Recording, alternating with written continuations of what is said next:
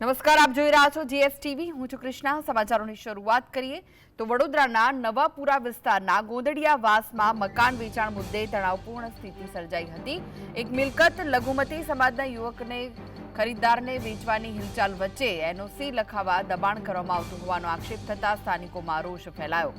ઘટનાની જાણ થતાં જ સ્થાનિક લોકો ઘરની બહાર એકત્રિત થઈ વિરોધ નોંધાવ્યો. મામલો ગરમાતા નવાપુરા પોલીસ તાત્કાલિક સ્થળ પર પહોંચી સ્થિતિ પર કાબુ મેળવ્યો હતો. ઘટનાના વિડીયો સોશિયલ મીડિયા પર વાયરલ થઈ રહ્યા છે. પોલીસે કાયદો અને વ્યવસ્થા જળવાઈ રહે તે માટે સ્થળ પરથી 3 લોકોની અટકાયત કરી વધુ તપાસ હાથ ધરી છે.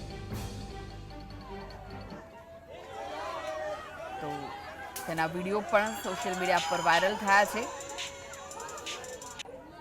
એક મિલકત લઘુમતી સમાજના યુવકને ખરીદદારને વેચવાની હિલચાલ વચ્ચે એનઓસી લખાવવા દબાણ કરવામાં આવતું હોવાનો આક્ષેપ કરવામાં આવ્યો છે. સ્થાનિકોમાં રોષ છે. તેના કારણે ઘટનાની જાણ થતાં જ સ્થાનિક લોકો ઘરની બહાર એકત્રિત થઈ વિરોધ નોંધાવ્યો હતો અને મામલો ગરમાતા નવાપુરા પોલીસ તાત્કાલિક સ્થળ પર પહોંચી સ્થિતિ કાબૂમાં લીધી હતી.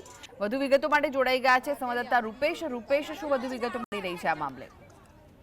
ચોક્કસ આ વડોદરાના નવાપુરા ગોંદડિયાવાસ નજીકની ઘટના છે કે જ્યાં જે એક અશાંત ધારણો ત્યાં આગળ અમલ થઈ રહ્યો છે, પરંતુ કેટલાક વિસ્તારોમાં મકાનો કબજે કરવાની હિલચાલ ચાલી રહી છે. આ માટે એક હિન્દુનું મકાન એક મુસ્લિમ દ્વારા લેવાની હિલચાલ ચાલતી હતી. એના માટે બકાયદા એનઓસી લેવામાં આવી રહી હતી. આ એનઓસીનું વિસ્તારના કેટલાક લોકો વિરોધ કરતા બંને જૂથના ટોળા આમને સામને આવી ગયા અને દરમિયાન સ્થિતિ વણસે પહેલા પોલીસ ઘટના સ્થળે દોડી ગઈ અને સ્થળ પરથી 3 જણની અટકાયત કરી.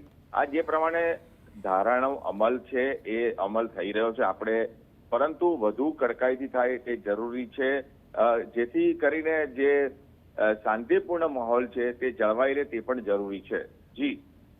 જી આભાર રૂપેશ માહિતી આપવા માટે.